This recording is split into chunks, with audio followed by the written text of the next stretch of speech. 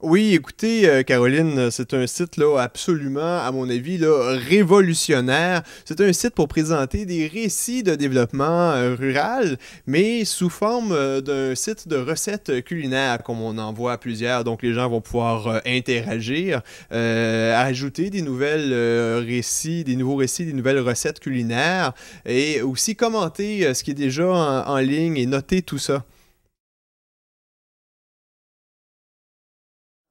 Oui, effectivement. Cependant, je suis persuadé, moi, là, que le site des récits recettes est un site destiné à devenir beaucoup plus grand là, que l'Empire Ricardo. Absolument, absolument. Je suis sur le site présentement et puis je vais vous présenter un peu, en fait, ce qu'on peut y retrouver.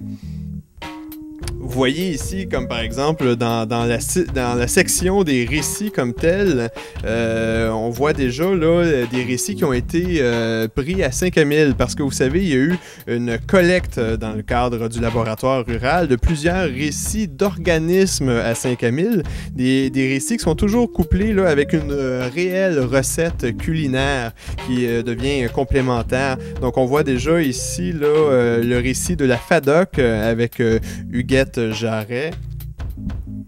On peut voir ici maintenant le récit de Inode Estrie, cette stratégie régionale d'accueil et de rétention des jeunes en Estrie. Et puis on tombe maintenant ici sur le récit de la conversion en fait de l'église de Saint-Camille qui a été dicté par Michael. Et puis je vous invite en fait de ce pas là à écouter ce récit-là.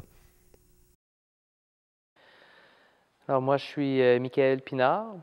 Je suis résident de Saint-Camille. J'ai été impliqué dans le projet de transformation de l'Église depuis ses tout débuts, en 2006, alors que j'étais marguillier.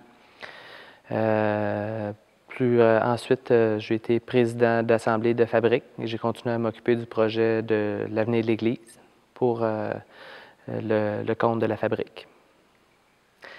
Moi, j'ai choisi comme recette les biscuits au gruyot et au raisin de ma mère, de ma grand-mère. Pourquoi j'ai choisi cette recette-là? Premièrement, j'aime beaucoup les biscuits. Ensuite, c'est une recette qui a été, comme j'ai dit, transmise par ma grand-mère à ma mère. Moi, je l'ai appris étant très jeune.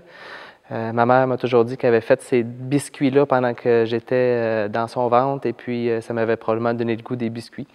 Alors, le lien que je fais avec le projet de l'Église, c'est que les églises au Québec, c'est un petit peu aussi une histoire de famille. Ça a été construit par nos ancêtres.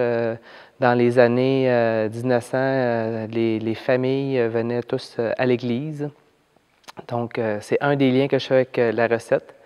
Un autre lien aussi, c'est que les biscuits au gruyot et au raisin, c'est une recette qu'on retrouve partout au Québec, mais évidemment avec plusieurs variantes, plusieurs petites différences entre chacune des recettes. Puis je pense que c'est un petit peu comme les églises, on en retrouve partout au Québec, mais chacune a sa couleur, sa particularité. Chaque milieu est différent, ce qui donne quelque chose d'intéressant là, au dossier des églises.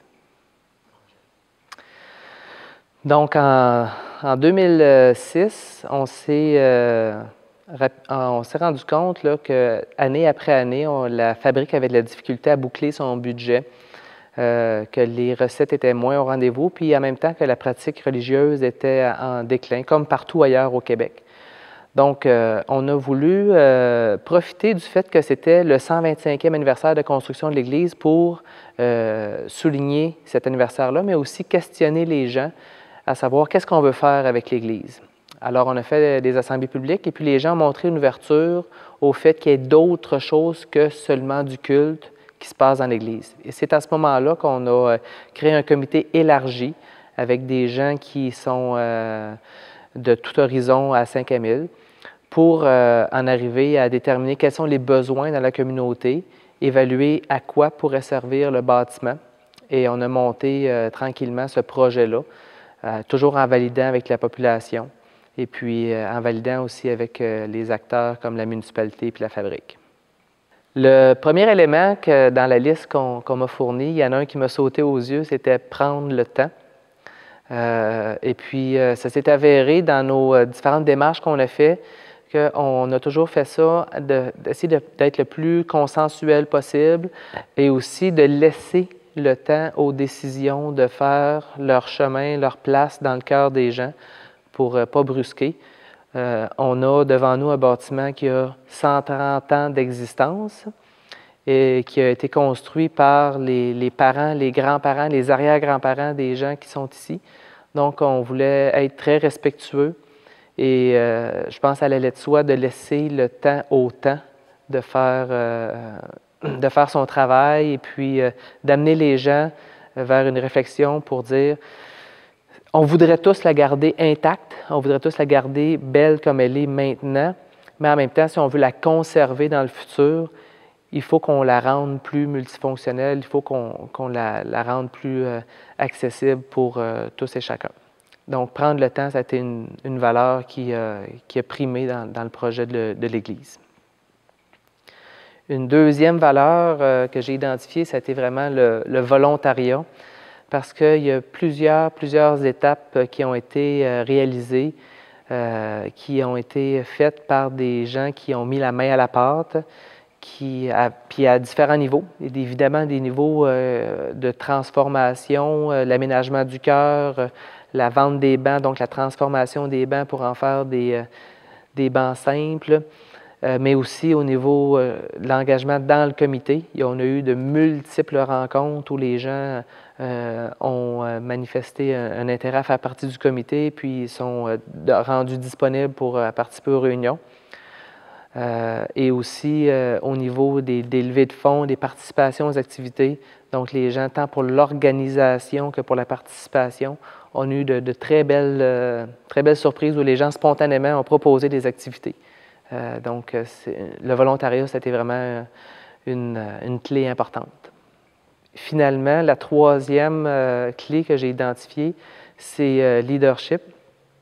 Leadership dans le sens que il y a des gens qui ont pris à cœur cette cause-là et qui l'ont portée.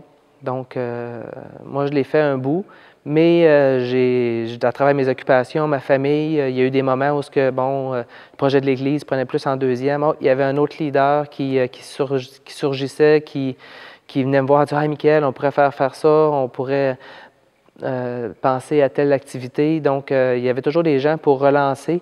Puis il y a des gens qui ont exercé un leadership à travers leur milieu, leur groupe communautaire pour intéresser tous et chacun à la problématique puis à l'enjeu de l'Église. Donc, je ne veux pas nommer personne, mais il y a plusieurs personnes qui ont fait partie ou qui font partie du comité, qui sont venus prêter main forte, qui sont venus apporter leur leadership à ce projet-là pour que ça fonctionne. Donc, vous voyez, il va y avoir à terme là, une trentaine de récits comme ça de Saint-Camille. Il y en a 3 présentement sur le site, mais ça va grandir dans les prochains mois. Et puis des récits donc de développement, là, des exemples concrets là, qui vont venir appuyer le modèle théorique. Et les concepteurs de ce site-là là, espèrent que ça va s'élargir éventuellement et puis qu'il va pouvoir y avoir des récits de développement de collectivités là, de partout au travers le Québec. Donc, que ce site-là là, puisse finalement devenir une référence en matière de développement rural.